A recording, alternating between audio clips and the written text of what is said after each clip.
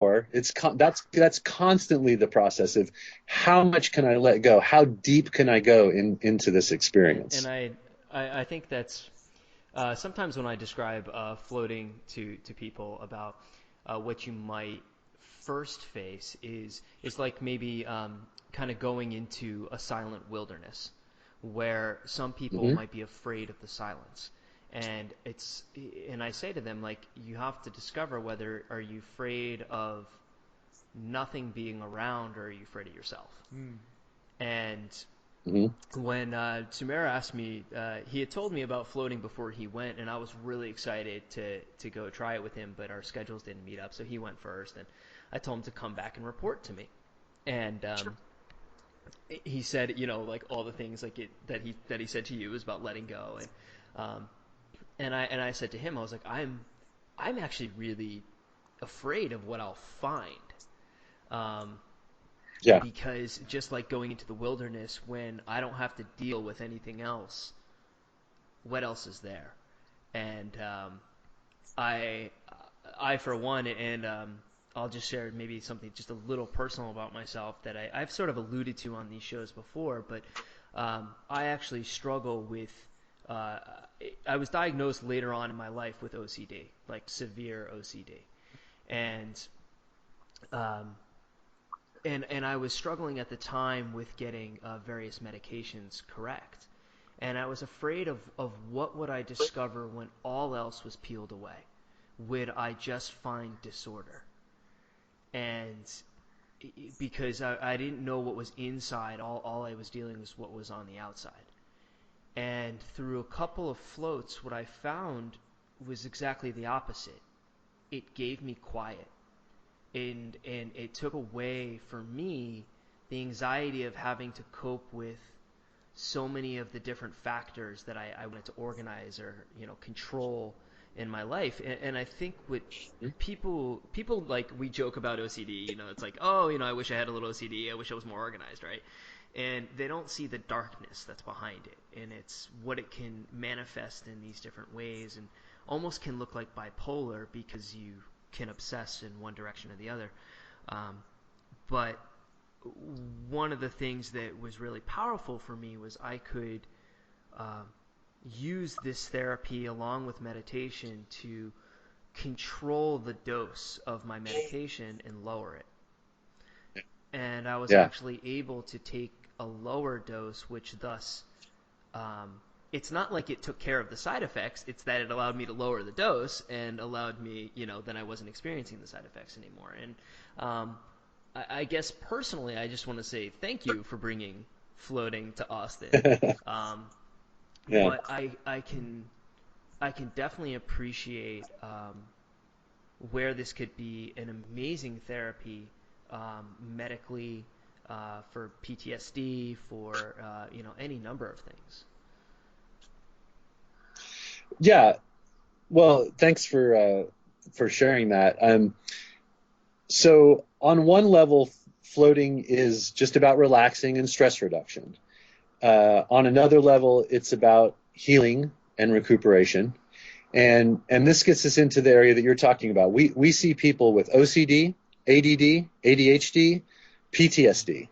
Okay, and depending on the individual, floating can be extremely effective and in dealing with those issues. We see a lot of vets that come in with that have been diagnosed with PTSD that are on all kinds of medication. And one of our great success stories is a young man that has been discharged from the service for about 6 years now. His doctor had him on 12 different kinds of medication. At once? So at Damn, once, that's yes. So irresponsible.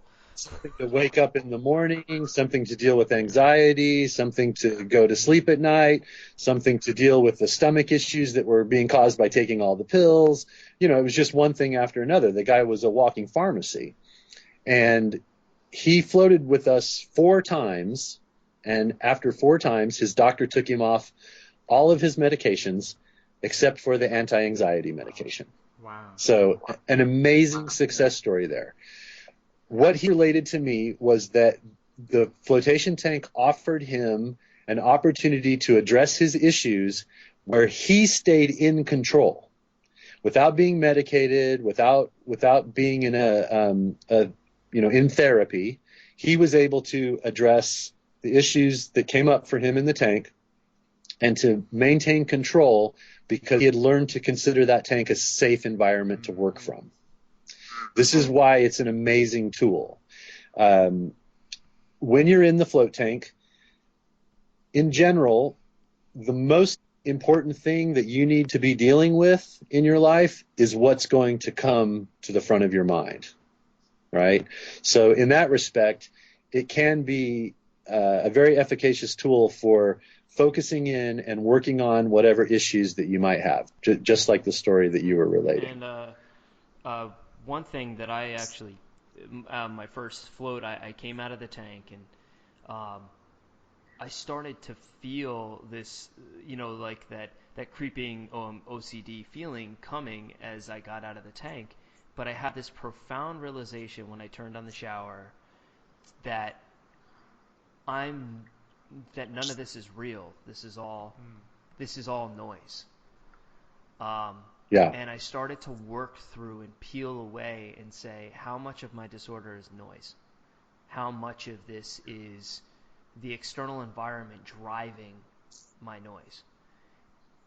Overstimulation. Exactly. And I was like, wow, this water feels like noise. This shampoo feels like noise. Like the sounds of, the tank cleaning itself. Like this, it's not physical, real noise. It was creating something inside of me. And I could start to recognize, like, almost like in the Matrix when he's like, like there is no spoon, and Right. that was really, I think, powerful for me. And I do say to other, and I do want to actually encourage other people who struggle with some of these issues that, like, I do think that we over medicate, but I don't think that we're over medicating their problems. I think we're treating problems that don't exist that are manifesting as this problem. So what I mean by that is I had cleared baseline. I believe you should clear baseline, which means like my diet was pristine.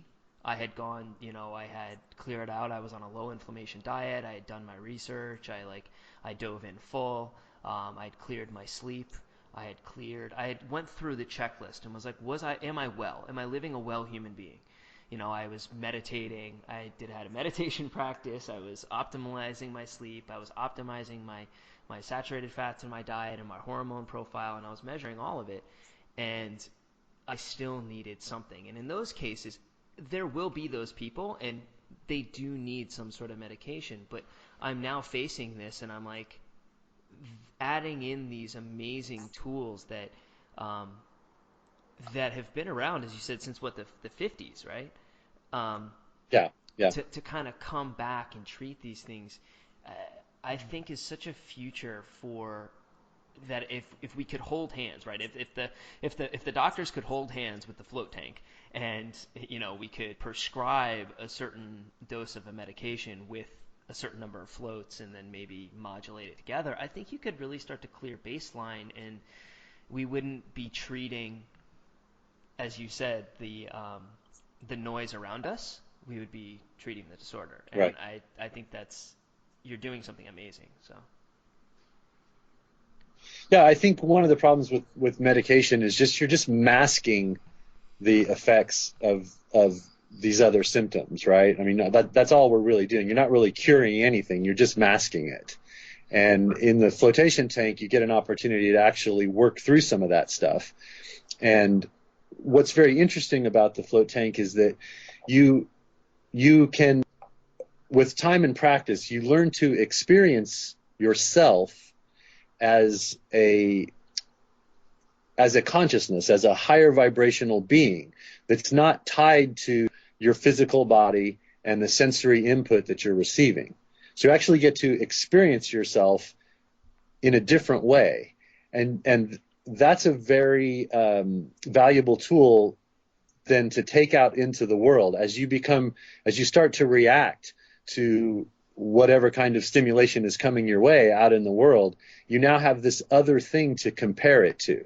I don't have to be this stressed out, angry, confused, overstimulated person. I know that I'm more than that. I just experienced it in the flotation tank.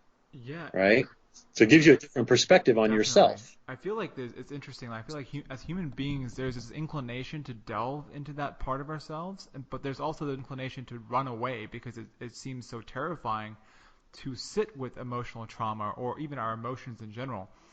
And it's fascinating the way you described it because my experience with it was the more I sat with the emotion and felt it all the way through in the tank as I was facing it, and I felt what it felt like in my body, viscerally all the way. If it was circular, whether it was moving around, whatever it was, once I faced it, then I was able to pull myself out, almost like I'm pulling myself out of a shitstorm and moving myself into the eye and being like, okay, so this is the emotion. I felt it. This is what it felt like. And now I can perceive exactly how I want to proceed or what's behind this or what's really deeper. And I think that's really cool how you can delve deeper and deeper into higher levels of consciousness, and then you really realize that, hey, like, I'm not just this body. I'm not just a skin bag defecating every single day. I am more than that. There's so much more to me. There's so many higher states that I can reach, and so that's really cool. Yeah, definitely. It definitely affects your perspective on yourself. Just like you're saying, like it's so much easier to work through your day-to-day stresses and challenges when you have this perspective. You know yourself as something other than just the result of stress and the sensory input and overstimulation that we get with modern life.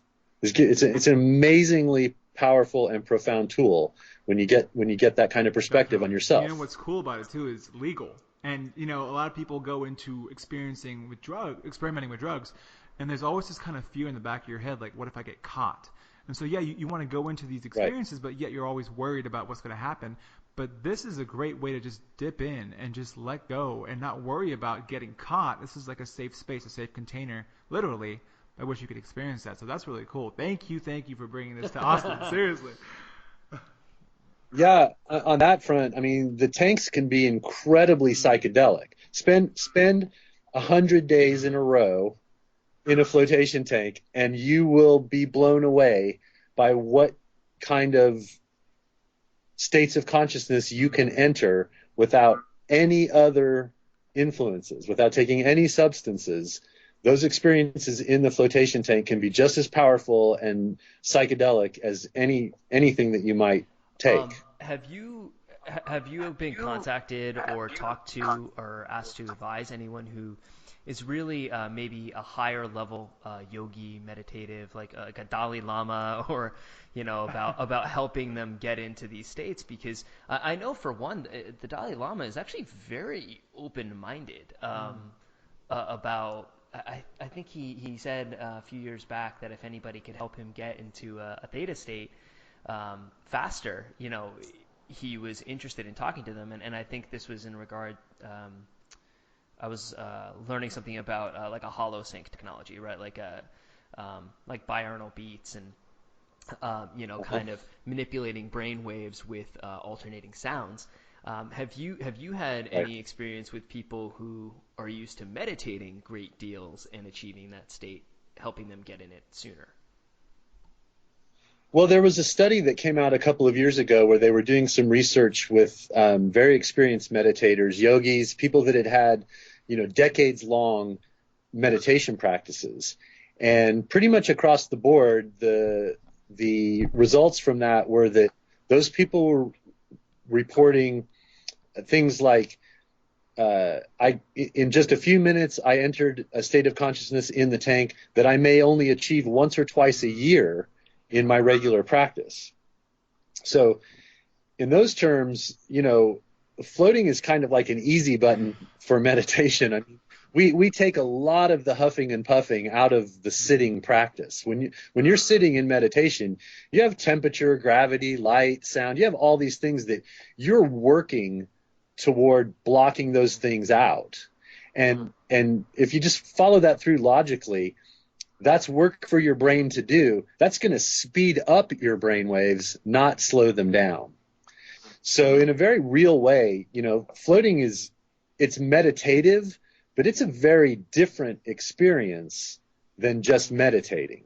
I mean, it is the fast track into a theta state. If you keep yourself quiet and calm in a flotation tank, there's almost no way to stop your brain